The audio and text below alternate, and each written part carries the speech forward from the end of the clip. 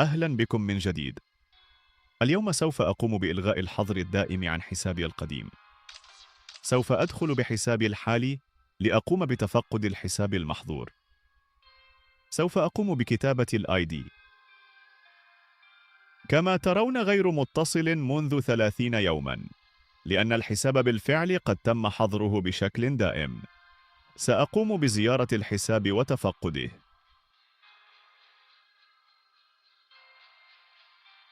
وها هو الحساب المحظور، مغلق منذ 30 يوما.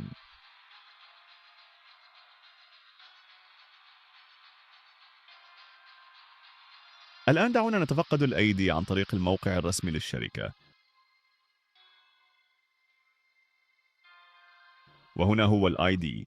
كما ترون تم تبنيد الحساب بسبب استخدام الهاكر. حسناً، دعونا ننتقل إلى الأدوات التي سوف تساعدني بإلغاء الحظر عن الحساب. بداية نستعمل أداة ترموكس كلاش.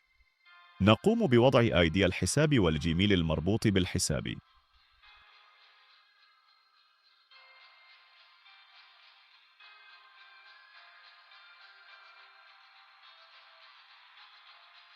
وبعدها نضغط على ذهاب. سوف يبدأ بالمعالجة ومحاولة صنع الملفات اللازمة للمساعدة بإلغاء الحظر عن الحساب. هذه الملفات سوف تساعدنا بإضافة سكريبات إلى ملفات اللعبة، حيث عند تشغيل اللعبة سوف تقوم بتخطي أمر الحظر.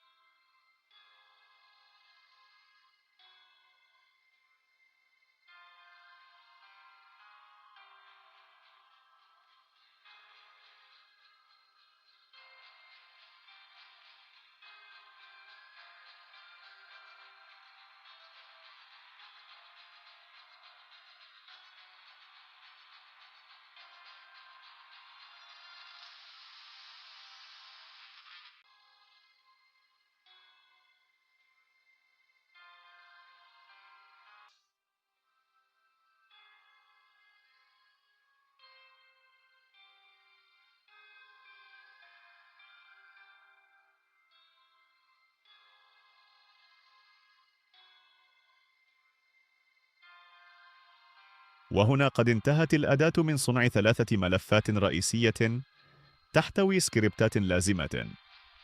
نقوم بتحميل الملفات ال3.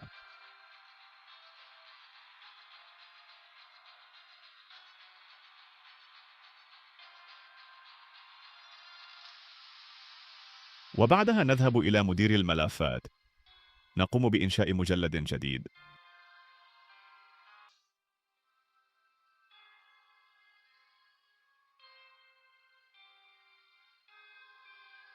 وبعدها نقوم بأخذ الملفات ال3 التي تحتوي السكريبتات ونقوم بنقلها إلى المجلد الجديد.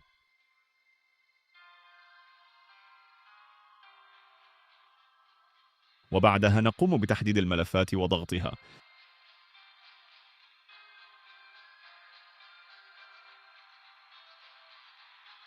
ثم بعد ذلك نذهب إلى الأداة الثانية لكي تقوم بتعديل الأخطاء ودمج الملفات ليصبح ملفا واحدا.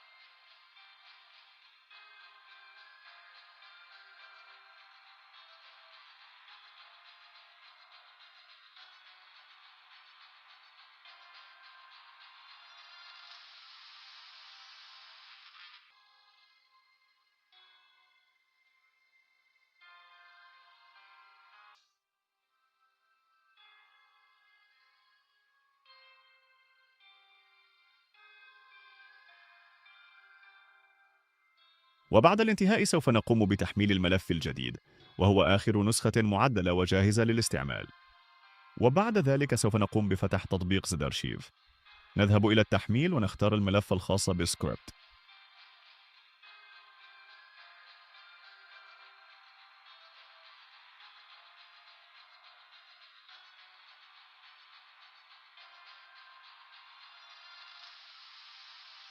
سوف أقوم بشرح طريقة تركيب الملف عند وصولي إلى 1000 مشترك. الآن دعونا نرى هل نجحت الطريقة. سوف أفتح اللعبة.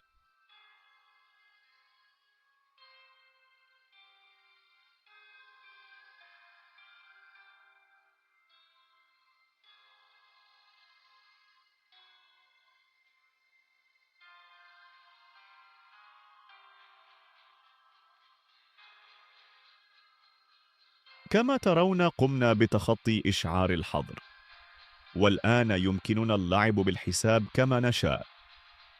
سوف أشارككم روابط الأدوات وطريقة تركيب الملفات مجرد وصولي إلى 1000 مشترك.